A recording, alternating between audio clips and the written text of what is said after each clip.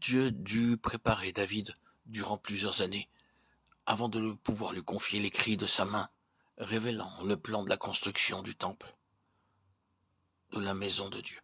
Au moment où Dieu choisit David, celui-ci était très bien pourvu du point de vue de la sagesse, de l'intelligence et de la qualification sur le plan humain. L'un des serviteurs prit la parole et dit, « Voici, j'ai vu un fils d'Ishaï Bethléemite, qui sait jouer, c'est aussi un homme fort et vaillant, un guerrier parlant bien et d'une belle figure. Et l'Éternel est avec lui. » 1 Samuel 16, 18. Il était un jeune homme rempli de la crainte de Dieu et rempli de zèle pour Dieu.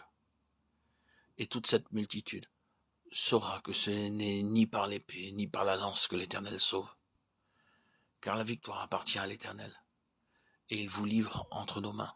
1 Samuel 17, 47. Dieu voit les choses plus profondément que l'homme.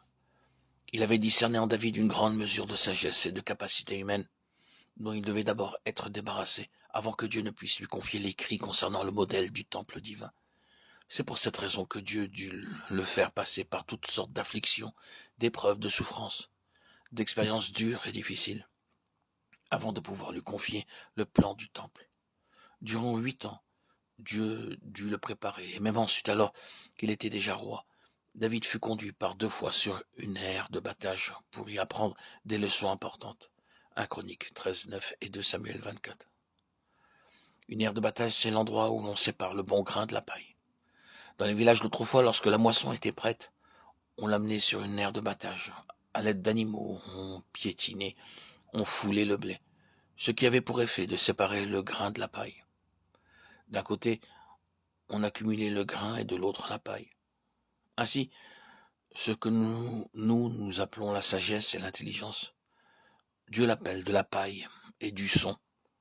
C'est pour cela que par 2 fois, Dieu conduisit David à une aire de battage afin d'extirper de son cerveau toute cette sagesse, cette intelligence et cette qualification humaine. C'est pour cette même raison, ce même but, que Dieu dut garder Moïse dans le désert pendant 40 ans, avant de pouvoir lui confier sur la montagne la révélation et la vision du tabernacle. Moïse dut d'abord oublier tout ce qu'il avait appris en Égypte, avant que Dieu puisse lui révéler le modèle du tabernacle. Néanmoins, après lui avoir donné la vision du modèle, Dieu lui adressa encore cet avertissement très solennel. « Regarde et fais d'après le modèle qui t'est montré sur la montagne. » Exode 25, 40. Ni Moïse, ni David, ni Salomon n'avaient le droit de procéder à un changement ou à une modification dans le plan qui leur avait été révélé. Et pourtant, ce que Moïse, David et Salomon avaient exécuté conformément au plan révélé de Dieu n'était qu'une ombre de cette construction nouvelle et spirituelle que Dieu est en train de réaliser, lesquels célèbrent un culte, image et ombre des choses célestes selon que Moïse en fut divinement averti lorsqu'il allait construire le tabernacle. Et soin lui fut-il dit de faire tout d'après le modèle qui t'a été montré sur la montagne. Hébreux 8.5. Ce que Moïse et Salomon ont construit n'était que l'ombre de cette maison céleste que Dieu est en train de construire maintenant avec notre collaboration. Cette maison, c'est nous. Ce que Moïse construit fut de courte durée, et ce que Salomon construisit plus tard fut aussi pour un temps limité. Bien que ces choses furent très glorieuses en leur temps, le tabernacle comme le temple devait être aboli un jour. À présent, ce que le Seigneur est en train de construire avec notre collaboration restera pour toujours. La gloire qui fut manifestée dans le tabernacle, puis plus tard dans le temple, ne le fut que pour peu de temps, tandis que maintenant le Seigneur désire révéler cette gloire qui restera pour l'éternité. C'est notre responsabilité de veiller à demeurer continuellement en tant que ses collaborateurs, sous l'autorité, la royauté et la seigneurie du Seigneur Jésus-Christ.